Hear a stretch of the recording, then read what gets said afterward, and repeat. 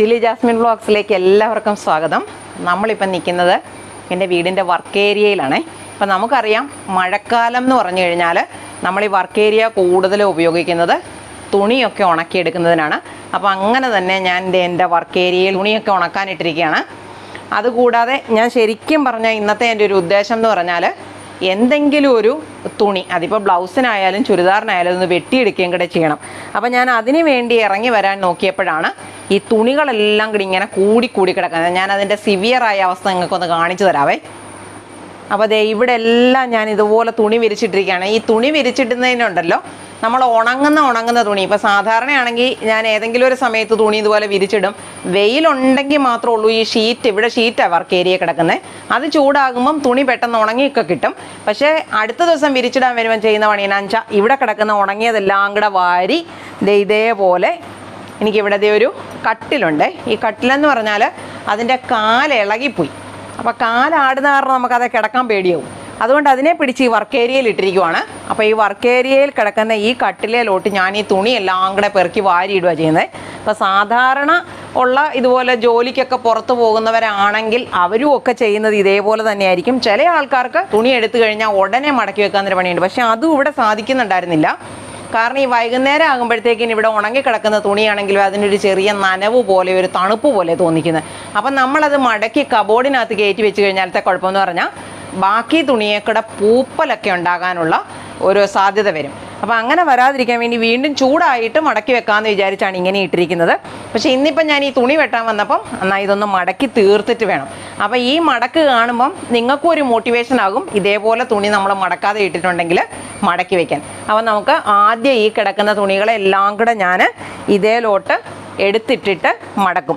അപ്പോൾ ഇങ്ങനെ നമ്മൾ മടക്കുന്ന അവസരത്തിലുണ്ടല്ലോ, അല്ല പാട്ടൊക്കെ കേട്ടോണ്ട് ഒക്കെ മടക്കുവാണെങ്കിൽ എളുപ്പം. പക്ഷേ ഞാനിവിടെ പാട്ടൊന്നും വെക്കുന്നില്ല, കാരണം എനിക്ക് കോപ്പിറൈറ്റ് സ്ട്രൈക്ക് വന്നേക്കാം. അപ്പം നിങ്ങൾ ഇതുപോലെ മടക്കുന്ന അവസരത്തിൽ ചെറിയ എന്തെങ്കിലും ഒരു പാട്ടൊക്കെ കേട്ടോണ്ട് ചെയ്യുവാണെങ്കിൽ നമുക്ക് മടുപ്പ് വരത്തില്ല കേട്ടോ.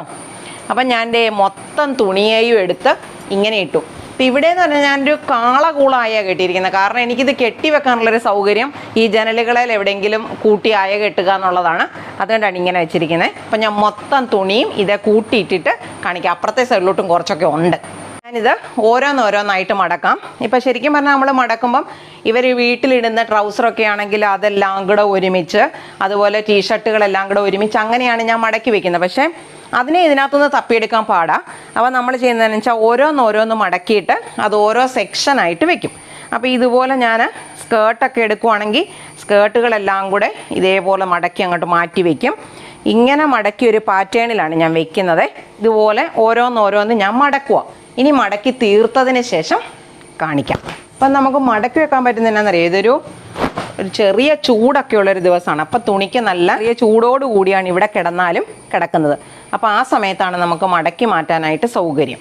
നമ്മളിത് ഇവിടെ തുടങ്ങിയപ്പോൾ ഉണ്ടല്ലോ, നമുക്കിതൊന്ന് മടക്കി വെക്കാൻ പോലും ഇതല്ല, ഇടയില്ലാത്ത വിധത്തിൽ നിറഞ്ഞു കിടക്കുമായിരുന്നേ. ഞാൻ ഇതേ കുറച്ച് മടക്കി കഴിഞ്ഞപ്പോൾ തന്നെ ഇവിടെ ഓരോ സെക്ഷനും, ഇപ്പം നൈറ്റി ആയാലും ബെഡ്ഷീറ്റ് ആയാലും സ്കേർട്ടായാലും എല്ലാം മാറ്റി മാറ്റി അടുക്കി വെക്കാൻ എനിക്കൊരു ഇട കിട്ടിയിട്ടുണ്ട്. അപ്പം ഞാൻ ഇങ്ങനെ എല്ലാം അടുക്കി വെച്ചിരിക്കുവാണ്. ഇനി ഇത് മുഴുവനും തീർന്നു കഴിയുമ്പോൾ ഞാൻ കാണിച്ചു തരാം. അപ്പം നമ്മളിതേ ഏകദേശം ഒരു 20 മിനിറ്റോളം എടുത്തിട്ടുണ്ട്. 20 മിനിറ്റ് താഴെ എടുത്തിട്ടുള്ളൂ. ഇതെല്ലാം ഇതേ കുന്ന് പോലെ കൂടി കിടന്ന മൊത്തം തുണിയും ഞാൻ ഇതേപോലെ തന്നെ മടക്കി വെച്ചിട്ടുണ്ട്.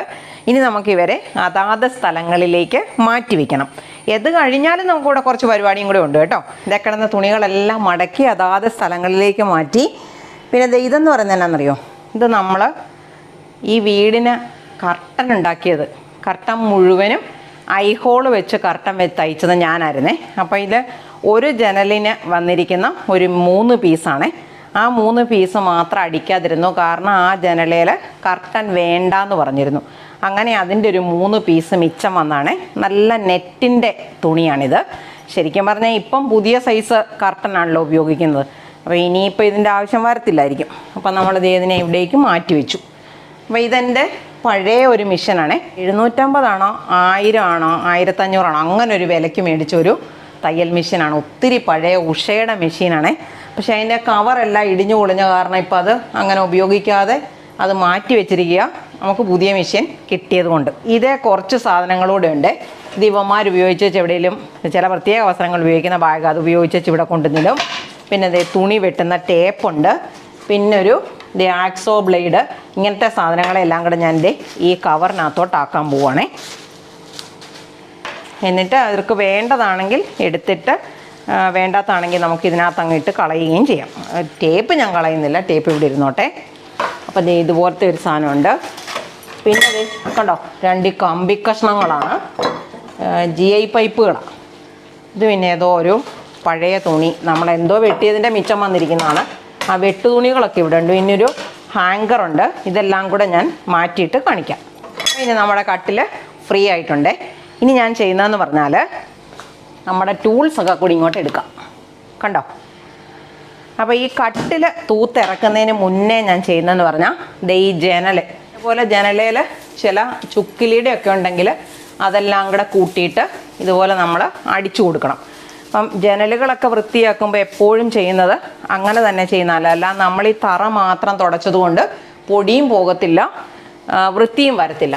ഈ അടിച്ചു വാരുമ്പം തന്നെ ഇങ്ങനെ അങ്ങ് ചെയ്യുവാണെങ്കിലുണ്ടല്ലോ എളുപ്പമുണ്ട്. ഭയങ്കര കൃത്യമായിട്ടൊന്നും ചെയ്യണമെന്നില്ല, ഇങ്ങനെ നമ്മളങ്ങ് ചെയ്തു പോയാൽ ഇത് ഈ ചുമയ്ക്ക് മരുന്നൊക്കെ മേടിച്ച് ചുമ മാറിക്കഴിയുമ്പോൾ എടുത്തു കളയല. എന്നാൽ പിന്നെ അത് ഉപയോഗിക്കാനും കൊള്ളുകയില്ലാത്തതാണെന്ന് പറഞ്ഞാലും ഇതുപോലത്തെ പണികളൊക്കെ ഇതൊക്കെ എല്ലാവരും ചെയ്യുന്ന ഒരു പരിപാടിയാണ്. അപ്പം നമ്മളിതങ്ങ് വൃത്തിയാക്കുന്ന അവസരത്തിൽ അങ്ങ് കളഞ്ഞാൽ മതി. അപ്പം ഞാൻ ഇങ്ങനെ വെച്ചു. ഇനി ദേ ഇവിടെ ഒരു ജനലുണ്ട്, ആ ജനലും കൂടെ നമുക്കൊന്ന് തൂത്ത് വിട്ടേക്കാം. അതുപോലെ ഇത് കണ്ടോ, നമ്മൾ ജലദോഷമൊക്കെ വരുമ്പം ആവി പിടിക്കലൊക്കെ അവന്മാർ ഇവിടെ തന്നെയാണ് നടത്തുന്നത്. എന്നിട്ട് അതവിടെ വെച്ചേക്കും. ഇങ്ങനെ ജനലയിലെ ചുക്കിൽ നമുക്ക് ഈ ചൂല് കൊണ്ട് തന്നെ അങ്ങോട്ട് അടിക്കാം.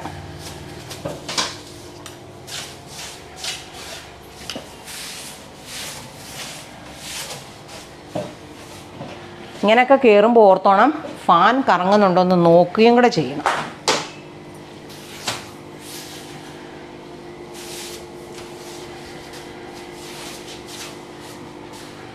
ഇനി നമുക്ക് ദേ അതുപോലെ ഈ ജനലും കൂടെ ഒന്ന് ചെയ്യാം.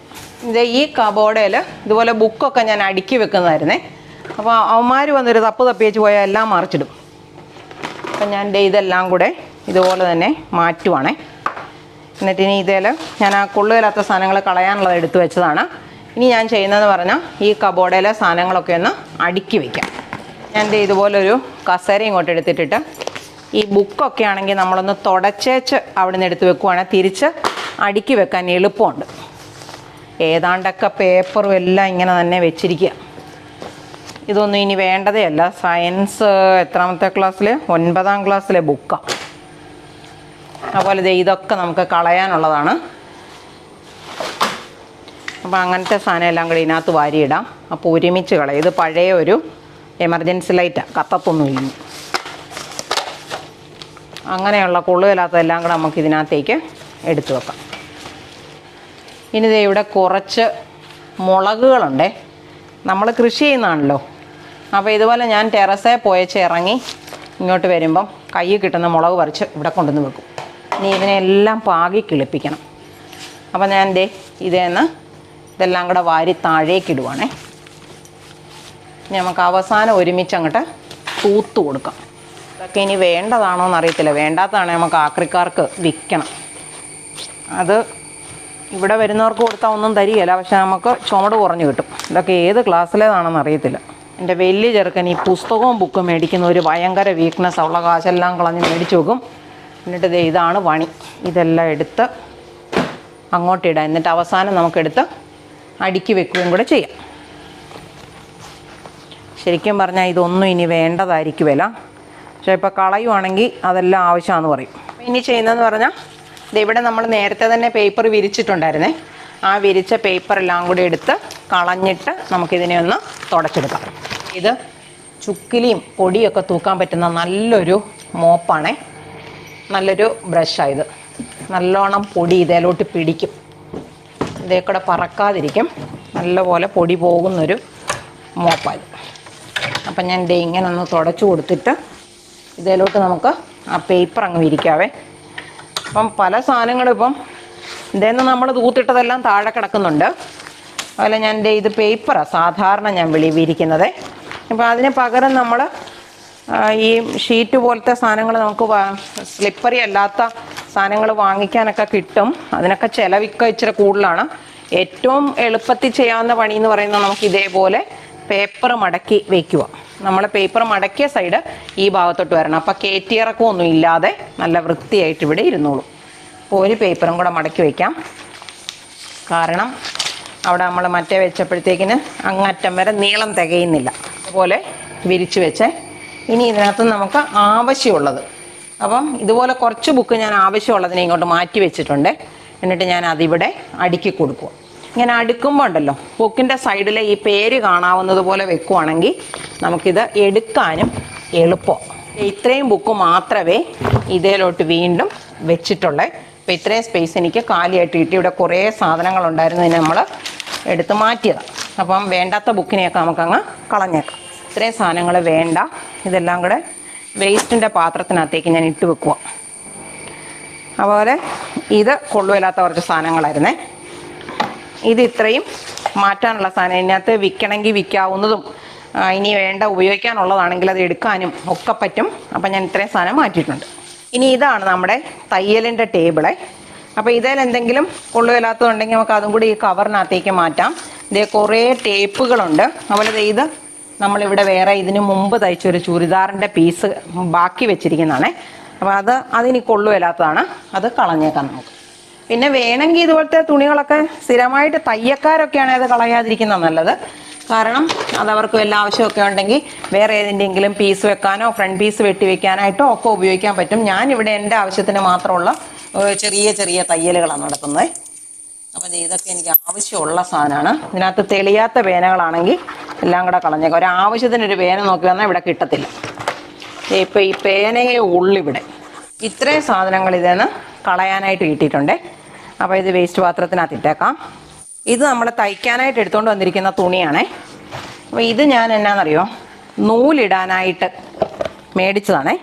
പക്ഷെ ഇപ്പം നൂലിടാനായിട്ട് ഞാൻ അതിനേക്കാൾ വലിയ ഈ ഒരു പെട്ടി നോക്കിയപ്പം ഇങ്ങനെ നൂല് വെക്കാമെന്ന് ഓർത്തുകൊണ്ട് മേടിച്ചുകൊണ്ട് വന്നത്. അങ്ങനെ പറ്റത്തില്ല. പക്ഷെ ഇങ്ങനെ കിടക്കും. അതിനേക്കാൾ വലുതൊരെണ്ണം മേടിച്ചപ്പോൾ അതും അതേ ഭാഗം തന്നെയാണ്. അപ്പോൾ അതിനകത്ത് മതി. എൻ്റെ അത്യാവശ്യം നൂലുകളെല്ലാം ഞാൻ ഇതിനകത്ത് ഇട്ടാൽ തികയും. അപ്പം നല്ല നൂലുകളെല്ലാം ഞാൻ ഇങ്ങനെ മാറ്റിയിട്ടുണ്ട്. അപ്പോൾ അത് അവിടോട്ട് മാറ്റി വെച്ചു. അപ്പോൾ ഇത് നമുക്ക് വല്ല കമ്മലൊക്കെ ഇട്ട് സൂക്ഷിച്ച് വെക്കാനായിട്ട് കൊള്ളാം. ഇനി നമുക്ക് ഇതൊന്ന് തുടച്ചെടുക്കാം. അപ്പം എപ്പോഴും വലിയ തയ്യലൊന്നും എനിക്കിവിടെ ഇല്ല കേട്ടോ. കുറച്ച് തയ്യലുകളേ ഉള്ളൂ. ഇങ്ങനെ നമ്മൾ നൂലെടുക്കുമ്പോൾ ഇത് ചുറ്റി വെക്കുവാണെങ്കിൽ അതങ്ങോട്ട് സേഫ് ആയിട്ടിരുന്നുള്ളൂ. ഞാൻ ചെയ്യുന്നതെന്ന് വെച്ചാൽ ഇതുപോലെ ചുറ്റിയിട്ട് തീരാറായി വരുമ്പം ഒന്ന് ഇതിനകത്തോട്ട് തുറന്ന് ഒരു കെട്ട് പോലെ ഇട്ടിട്ട് വെക്കും. എളുപ്പമാണ് നമുക്കത് അഴിച്ചെടുക്കാൻ. പക്ഷേ ഇത് നൂലിടുന്നിടത്ത് കിടന്നു കഴിഞ്ഞാൽ അഴിഞ്ഞു പോകത്തില്ല. അപ്പോൾ ഇതൊന്ന് തുടച്ചിട്ട് ഇതിപ്പോൾ കിടന്ന് കറങ്ങുകയൊക്കെ ചെയ്ത് കഴിഞ്ഞാൽ തയ്യലിൻ്റെ സ്റ്റിച്ചിന് വ്യത്യാസം വരും. അപ്പം ഞാൻ ഈ തയ്യൽ മെഷീനാണ് ഉപയോഗിക്കുന്നത്.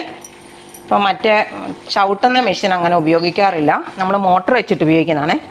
ഇതൊക്കെ ചോക്കാണ്. ചോക്കൊക്കെ എനിക്ക് വേണ്ടതാണ്. അങ്ങനെ മാറ്റിക്കളഞ്ഞാൽ പറ്റത്തില്ലത്. പ്ലാസ്റ്റിക് ഒക്കെ നമുക്ക് കളഞ്ഞേക്കാം. അപ്പോൾ ഇവിടെ ഞാൻ ഇതുപോലെ തുടച്ചു. പിന്നെ ഇവിടെ പിന്നൊക്കെ ഞാൻ ഇങ്ങനെ ഇട്ടേക്കും.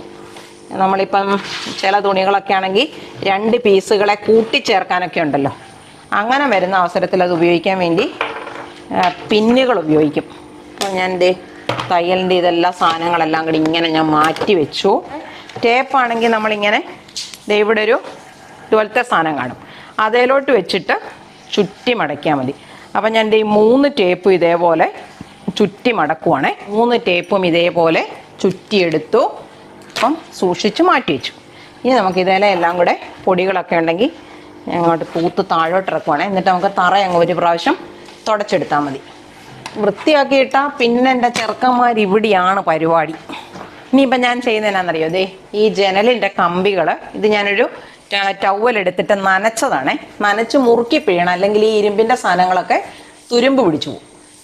അപ്പോൾ ഇതുപോലെ എനിക്ക് എത്തുന്നിടത്തോളം ഭാഗം ഞാനിതുപോലെ താഴെ നിന്ന് തുടച്ചിട്ട് പിന്നെ നമുക്ക് മുകളിലോട്ട് കയറി നിന്നിട്ട് തുടച്ചെടുക്കാം. അപ്പോൾ ഒരുമാതിരി ലെവലിലുള്ളതെല്ലാം ഇതുപോലെ നമുക്കങ്ങോട്ട് തുടയ്ക്കാം. ഇവിടെ കയറിയായ കാരണം കുഴപ്പമില്ല. ഇനി ഇവിടെ ഞാൻ ഒരു കസേരയൊക്കെ കൊണ്ടിട്ടിട്ടുണ്ടേ, അത് വെച്ചിട്ട് നമുക്ക് മേളിൽ കയറി തുടയ്ക്കാം.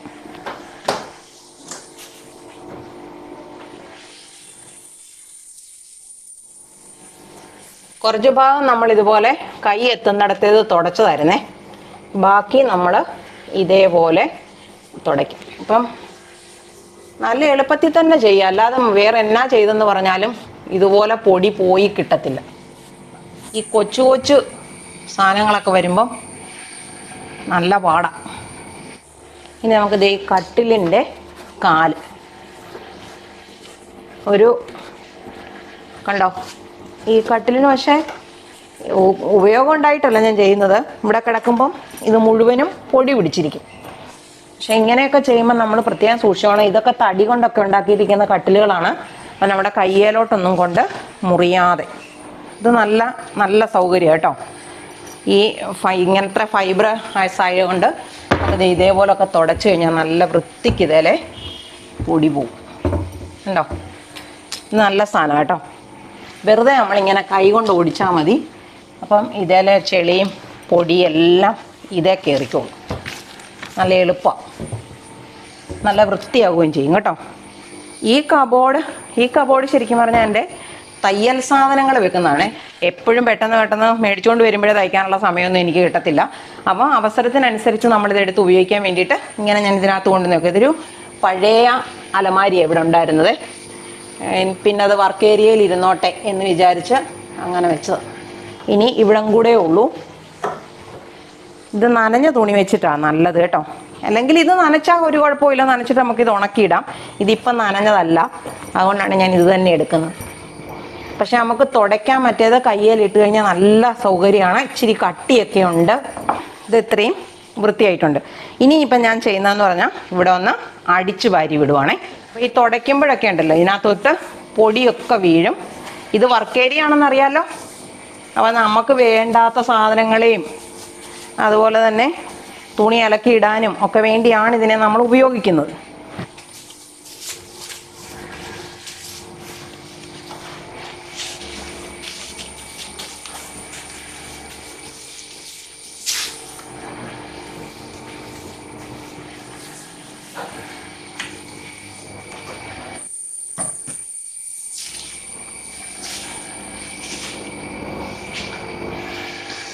ഇനി ഞാനിത് അടിച്ചു വാരി ഇതെല്ലാം കൂടെ വേസ്റ്റ് പാത്രത്തിലോട്ട് കളഞ്ഞ് തീർക്കുക.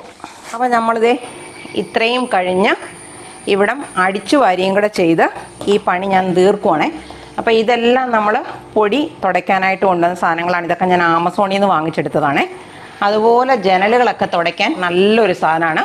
ഇതും നല്ലപോലെ പൊടി പിടിക്കും. അപ്പോൾ ഇതെല്ലാം ഞാൻ മാറ്റിയിട്ട് ഇത് വെക്കേണ്ട സ്ഥലത്ത് കൊണ്ട് വെച്ചിട്ട് വരാം. നമ്മൾ സെറ്റ് സാരിയുടെ ബ്ലൗസ് തയ്ക്കാൻ വേണ്ടി വാങ്ങിച്ചാണ്.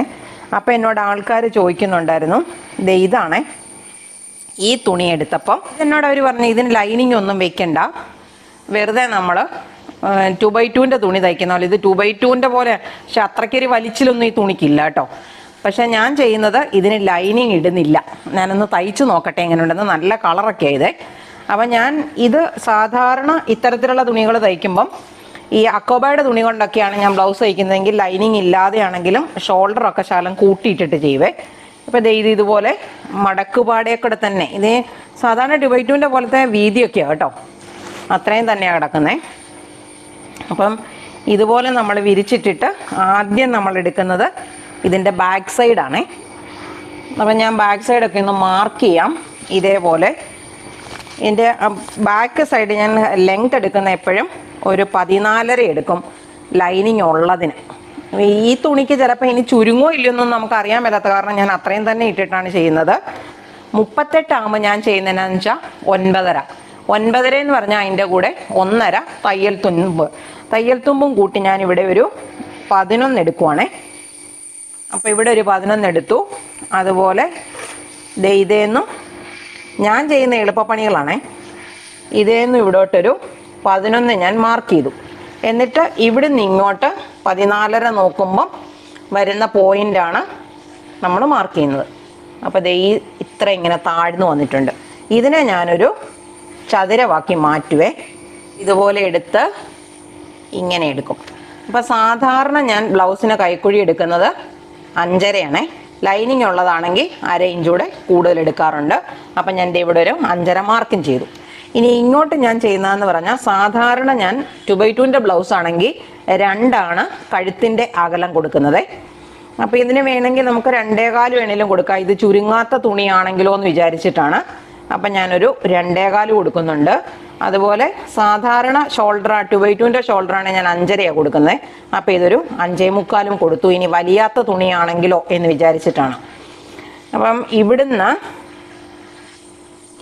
ഇവിടുന്നും അതേപോലെ തന്നെ നമ്മളൊരു 5.25 മാർക്ക് ചെയ്തിട്ട് ഇവിടുന്ന് താഴോട്ടേക്ക് 5.5 തന്നെ എടുക്കുന്നത്. അപ്പോൾ ഇങ്ങനെ എടുത്തിട്ട് ഇതൊരു സ്ക്വയറാക്കി മാറ്റി. ഇനി ഈ താഴേക്ക് ഞാൻ എടുക്കുന്നത് 8 അപ്പം 8 എടുത്തിട്ട് ഇവിടുന്നൊരു 2.25 എടുത്ത് ഇവിടുന്ന് ഞാൻ സാധാരണ സ്കെയിലൊന്നും ഉപയോഗിക്കാറില്ല, ഈ ടേപ്പ് വെച്ചിട്ട് തന്നെയുള്ള പണിയാണേ. അപ്പോൾ ഇതിവിടുന്ന് 8 മാർക്ക് ചെയ്ത് 8 ഇങ്ങനെ വെക്കും. ഇനി ഇതിന് ഞാൻ എപ്പോഴും ചെയ്യുന്നതെന്ന് പറഞ്ഞാൽ ഒരു 1/2 ഇഞ്ചോടെ പുറകോട്ട് മാറ്റിയിട്ട് ഇങ്ങനെ ചെയ്യുവേ. അല്ലെങ്കിൽ നമ്മുടെ കൈ എങ്ങനെ പുറകോട്ടേക്ക് ഒത്തിരി വലിഞ്ഞു വന്ന് നിൽക്കും, അതുകൊണ്ടാണ് അങ്ങനെ ചെയ്യുന്നത്. ഇനി നമ്മളിത് ഇവിടുന്നൊരു 1 ഇഞ്ച് മാത്രമാണ് സാരി ബ്ലൗസ് ആണെങ്കിൽ 1 ഇഞ്ച് മാർക്ക് ചെയ്യും. അതുപോലെ ദേ ഇവിടം തൊട്ട് ഇവിടം വരെയുള്ളതിൻ്റെ പകുതി ഭാഗത്തൊരു പോയിന്റ് മാർക്ക് ചെയ്തിട്ട് ഇത് ഇവിടുന്ന് ഇങ്ങോട്ട് നോക്കുമ്പോൾ നമ്മുടെ കറക്റ്റ് 9.5 അല്ലേ. 9.5 എന്ന് പറഞ്ഞാൽ ഞാൻ ഈ തുണി ആയതുകൊണ്ടൊരു 9.25 എടുക്കുന്നുണ്ട്. 9.25 എടുത്ത് ആ 9 കൊണ്ടുവന്നിട്ട് ആ ഭാഗത്തേക്ക് ഇതിനെ കൂട്ടിച്ചേർക്കുവാണേ. ഇപ്പം നമുക്ക് തയ്യൽ പഠിക്കാനായിട്ടാണെങ്കിൽ യൂട്യൂബിനകത്ത് പല സൗകര്യങ്ങൾ, ഇപ്പോൾ പല ചാനലുകാരുണ്ട് നന്നായിട്ട് തയ്യൽ പഠിപ്പിക്കുന്നവർ. ഇതിപ്പോൾ ഞാൻ ചെയ്യുന്നതെന്ന് പറഞ്ഞാൽ എൻ്റെ അത്യാവശ്യത്തിന് വേണ്ടി മാത്രം ചെയ്യുന്ന ഒരു പരിപാടിയാണ്. അപ്പോൾ ഇവിടുന്ന് ഞാൻ ചെയ്യുന്നത് ഇനി ഇങ്ങോട്ടേക്കൊരു 2 ഇഞ്ച് മാറ്റിയിട്ട് ദേ മുകളിലോട്ട് യോജിപ്പിക്കും. കണ്ടോ? അപ്പം ബാക്ക് ഇനി കഴുത്ത് ഷേപ്പ് ചെയ്ത് കഴിഞ്ഞാൽ ബാക്ക് നമുക്ക് വെട്ടാവേ. അപ്പോൾ എപ്പോഴും ഞാൻ ചെയ്യുന്നതെന്ന് പറഞ്ഞാൽ ഇതിൻ്റെ നേർപകുതിയിൽ നിന്ന് ഇതിൻ്റെ ഒരു നേർപകുതിയിലോട്ട് എടുത്തിട്ട് ഒരു പോയിന്റ് ഞാൻ മാർക്ക് ചെയ്യുവേ. അവിടുന്ന് ഒരു 1/2 ഇഞ്ച് ഇങ്ങനെ ചെയ്യുന്നത് ഞാൻ എപ്പോഴും. ഇവിടുന്ന് ഞാൻ ഈ 1/2 ഇഞ്ച് മാർക്ക് ചെയ്തിട്ട് 1/2 ഇഞ്ച് ആയാലും മതി കേട്ടോ. അങ്ങനെ ചെയ്തിട്ട് ഇതിൻ്റെ ഒരു പകുതി ഭാഗം, ഏകദേശം ഒരു പകുതി ഭാഗത്തിലേക്ക് കൊണ്ടുവന്നങ്ങ് ചേർക്കുക ചെയ്യുന്നത്. ശരിക്കും പറഞ്ഞാൽ ഇതിലേ കൂടെ വന്നിട്ട് ഇങ്ങനെ വെട്ടിയാലും മതി. ഇവിടെ ഒരു ചെറിയൊരു തുറക്കൽ വന്നോട്ടെ എന്ന് ഓർത്താണ് ഞാൻ അങ്ങനെ ചെയ്തിരിക്കുന്നത്. അപ്പോൾ അങ്ങനെയാണ് നമ്മൾ ചെയ്യുന്നത്. അപ്പോൾ ഇത് ബാക്ക് മാത്രമായിട്ടുള്ളേ. അപ്പോൾ ഇന്ന് നമ്മൾ ക്ലീനിങ്ങും ഇത്രയും പരിപാടിയും കൂടെ ആയപ്പോൾ ഒത്തിരി സമയമായില്ലേ, ആണ് ഞാനിത് മുഴുവനെ വെട്ടുന്നില്ല. മുഴുവനെ വെട്ടിയിട്ട് ഞാനിതിപ്പം ബാക്ക് മാർക്ക് ചെയ്തു. ബാക്ക് പോലെ തന്നെ ഫ്രണ്ടും അതുപോലെ തന്നെ കൈയും വെട്ടിയിട്ട് ഞാൻ കാണിച്ചു തരാം. ചിലപ്പോഴാണെങ്കിൽ തയ്ച്ചിട്ടായിരിക്കുവേ. അപ്പോൾ ഓർത്തോണം, ഇതുപോലെ നമ്മുടെ വർക്കെല്ലാം കൂടി കിടക്കുവാണെങ്കിൽ ഇപ്പം എത്ര നല്ല ഭംഗിയായിട്ട് വൃത്തിയായെന്ന് കണ്ടോ. ഇനി ഇതേപോലെ ചെയ്യാൻ ആരും മടി പിടിക്കേണ്ട, നമുക്ക് ചെയ്യാനൊരു മനസ്സുണ്ടാക്കുക എന്ന് പറഞ്ഞതാണ് ആദ്യം നമ്മൾ ചെയ്യേണ്ടത്. അപ്പോൾ ഇതേലെ കട്ടിലേലെ സാധനങ്ങളും എല്ലാം മാറ്റി മുറിയിലെ പൊടിയെല്ലാം കളഞ്ഞു. ഇനി ഇത് തുടയ്ക്കുവാണ് വേണ്ടത്. അപ്പോൾ നമുക്ക് തുടയ്ക്കുകയും കൂടെ ഒരു ദിവസം ചെയ്യാം. ഇന്ന് ഞാൻ അത്രയും ചെയ്യുന്നില്ല. അപ്പോൾ ഇതുപോലെ കൂടിക്കിടക്കുന്ന വർക്കുകളുണ്ടെങ്കിൽ വർക്ക് ഒത്തിരി കൂടുതലാണല്ലോ എന്നോർത്ത് ചെയ്യാതിരിക്കേണ്ട, ചെയ്താലേ തീരത്തുള്ളൂ. അപ്പം ചെയ്യാത്തവർക്കും കൂടി ഒരു മോട്ടിവേഷൻ ആയിക്കോട്ടെ എന്ന് വിചാരിച്ചിട്ടാണ് ഞാൻ ഇന്നത്തെ പരിപാടി ചെയ്തത്. ഇതേപോലെ നമുക്ക് മറ്റൊരു നല്ല വീഡിയോയുമായി അടുത്ത ദിവസം വീണ്ടും കാണാം.